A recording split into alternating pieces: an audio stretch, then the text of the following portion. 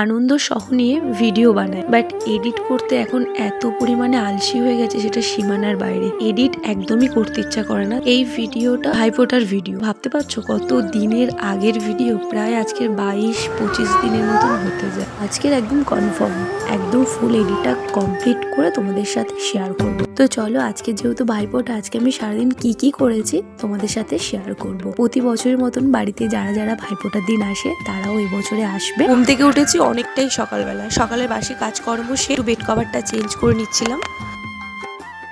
সকাল সকাল স্নান টান করে খুব তাড়াতাড়ি রেডি হয়ে গেছে, যেহেতু বাড়িতে মামা আসবে, কাকাইরা আসবে সব, তো সেই কারণে।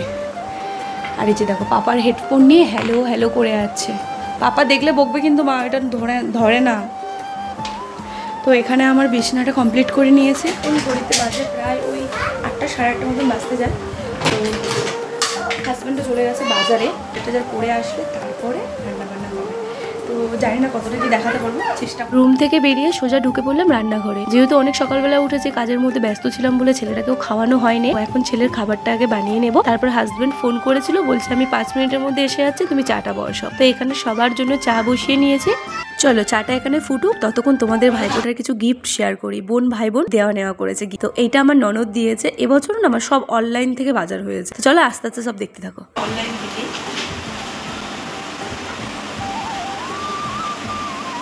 বেশ সুন্দর হয়েছে। এই একটা দিয়েছে, দোকানে হাফ টাইম দিয়েছে।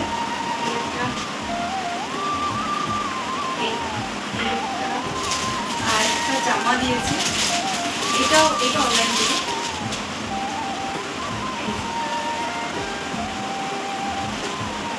সুন্দর হয়েছে জামা, চকলেট কালার, চকলেট আর কলি কালার মিশানো আছে। এগুলো বোন ওকে দিয়েছে আর কি। দিদির জন্য নাইটি নিয়ে আসা করেছে।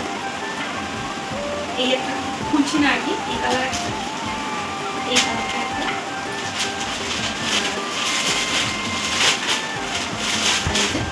এই কালার।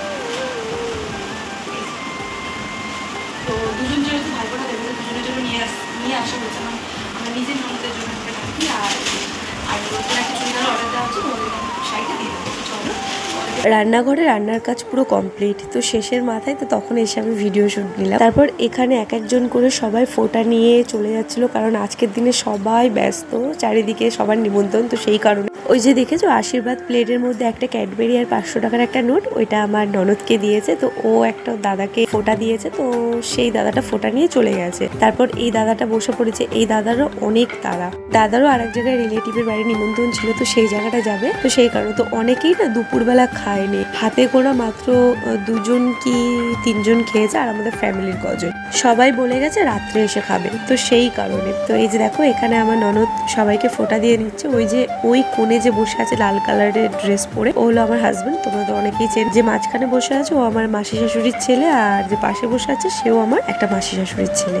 তো ফাইনালি এদের এখানে ফোঁটাটাও দেওয়া কমপ্লিট হয়ে গেছে। আর না, এরা ফোঁটা দেয়, আমি ভিডিও করি, বাট আমি যখন ফোঁটা দিই তখন কেউ ভিডিও করার মতন থাকে না। এরা অত ফোনের দিকে অত অ্যাক্টিভ না।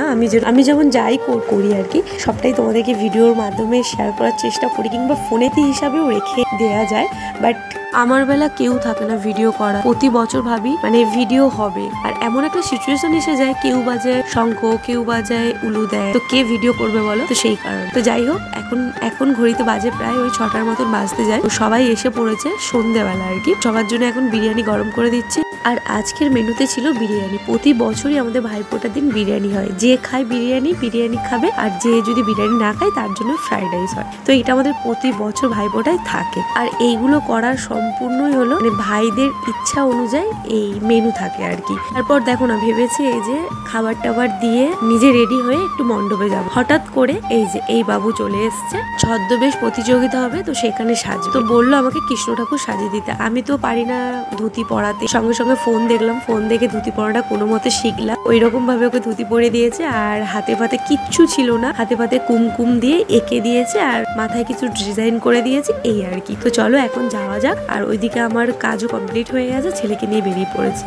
আর একটা মজার জিনিস কি জানো তো, দুর্গাপুজোটা বাপের বাড়িতে ভীষণ মজা করি, আর কালী পুজোটা শ্বশুর বাড়িতে এখানেও ভীষণ পরিমাণে মজা করি। 3 বছর বিয়ে হয়ে গেছে, এখনো যেন পরিবেশটা নতুন নতুনই মনে হয়। বাট এই কালী পুজোটা এলে যখন সবাই একসাথে হই, কিছুই মনে হয় না নতুন বলে, যেন কত বছরের পুরাতন এইরকম মনে হয়। মানে আমাদের দুর্গাপুজোর যেমন মজা করি ঠিক সেই রকম ফিল আসে। আর এখানে না আমি রিয়েল গানটা দিতে পারলাম না, কারণ কপিরাইট পড়বে। এমনি তো ভিডিওতে ভিউজ নেই, আর কপিরাইট পড়লে তো পুরো মন ভেঙে যাবে। তারপর দেখো, যেটা ছেলের বাবা না করে ছেলে করছে, দেখো দেখেছো আমি কি বলতে চাইছি বুঝতে পারছো? কোথায় পাড়ার পুজো, কোথায় এসে নাচ টাচ করবে, ও এইসব দিকে ধারে পাশে, বাট ওর ছেলেটা অপোজিট সাইড হয়েছে, ও আবার এসব মজা টজা করতে খুবই পছন্দ করে। উফ, এবার ফাইনালি তোমাদের সাথে ভাইফোঁটার ব্লগটা শেয়ার করতে চলেছি। সিরিয়াসলি বিশ্বাস করবে না, এতদিন পরে আমি এডিট করলাম, মানে কত পরিমাণে আলসে হয়ে গেছি। তো ভিডিওটা কেমন লাগলো অবশ্যই জানাতে ভুলো না। যদি ভালো লেগে থাকে লাইক কমেন্ট শেয়ার